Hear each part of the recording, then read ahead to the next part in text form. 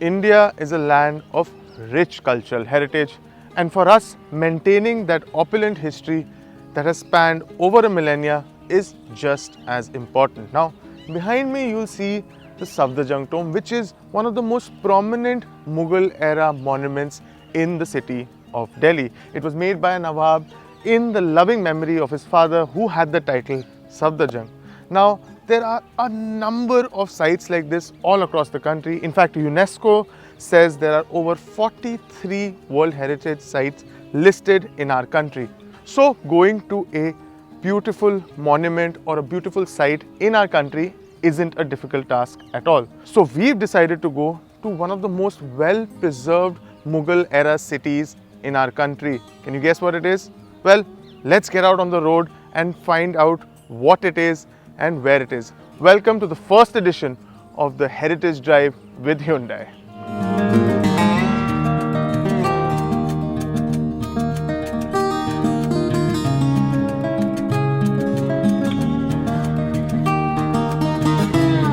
And for this first drive to the mystery city that we mentioned, we'll be taking our long-term and trusty Hyundai Exter, which is the smallest SUV in its range, but it is not small in terms of features or does not lack in any other way. So enough talking, let's get out there.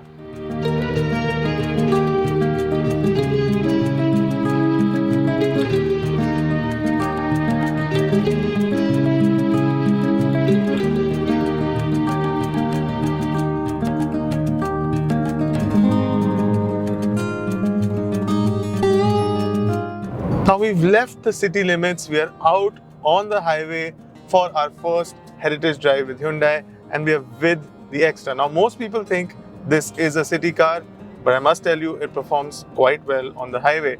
It sits at highway speeds really well, and you don't have to work the gearbox a lot to stay in the power band. Now, the 1.2 litre 4-cylinder Kappa engine does duties on a lot of Hyundai cars, and it is a reliable and powerful option to have.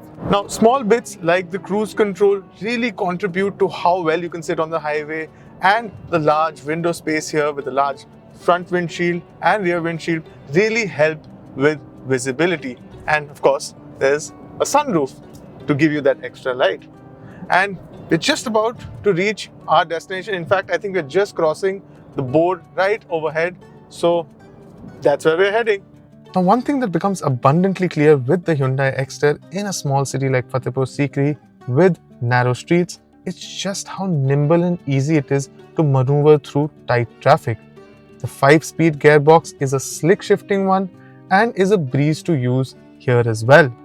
You also have a commanding position of the traffic ahead and of the people crossing the streets, which again is extremely helpful in this kind of urban environment.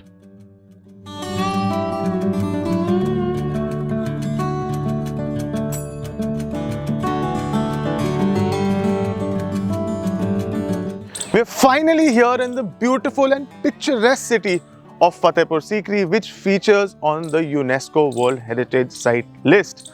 Now, the city was earlier called Fatehbad, which was derived from the Persian word Fateh, which means victory. Now, this isn't Buland Darwaza, which was made back in 1575. This is called the Badshahi Gate, which was meant for Akbar himself.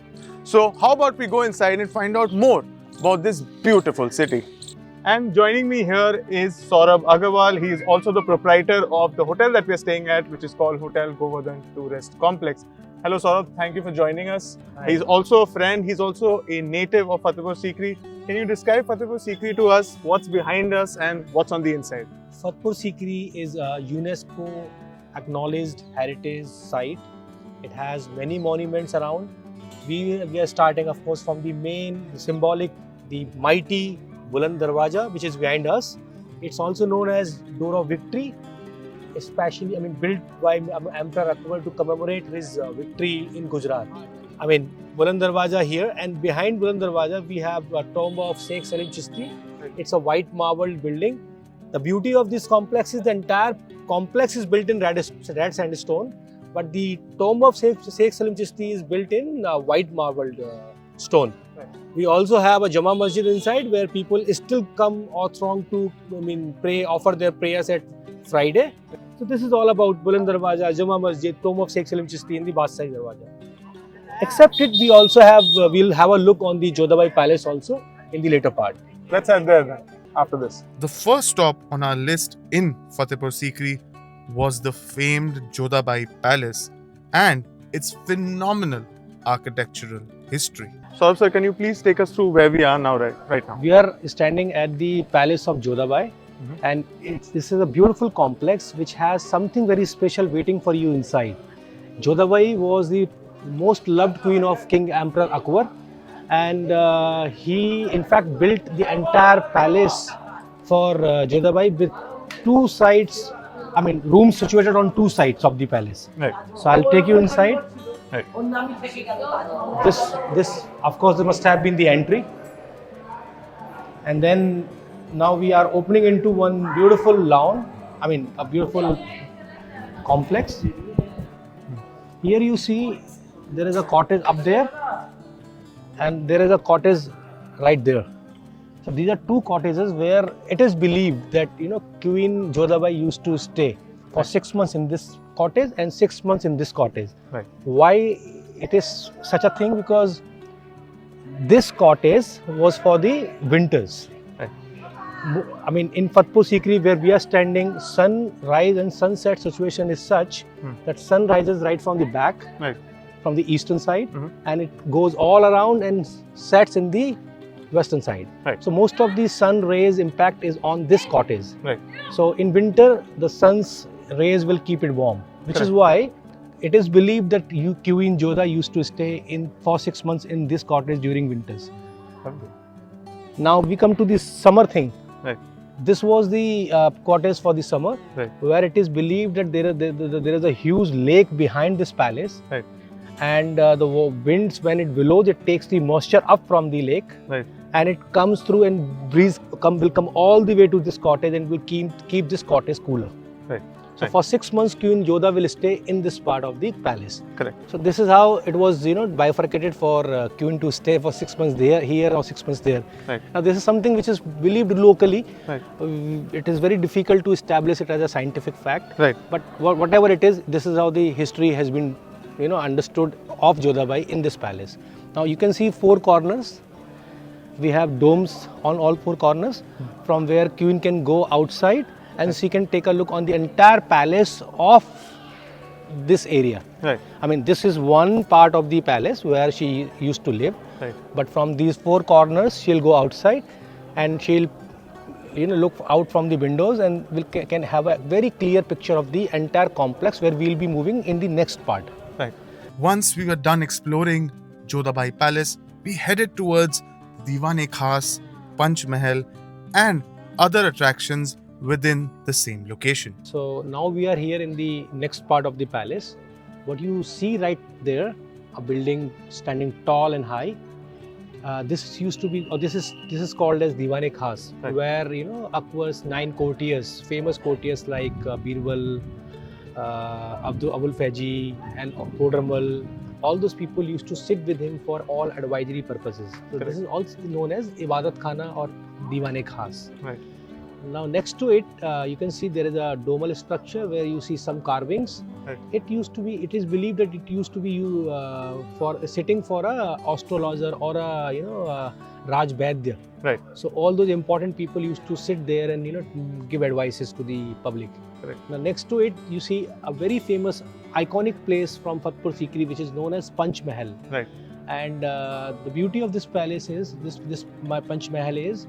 It is believed that Akbar used to sit, the King Emperor Akbar used to sit on the top of it. And as we know, I mean, the higher we go up in the reaches or the height, More air you have. More airy it is. Right. And just below it, it is believed that this was a madrasa which was used for study purposes for the poor children. Right. Now next to it, again we have one table kind of a thing is placed in the center, and you can see small white lines all around on the floor. Right. It is believed it was a chopper game.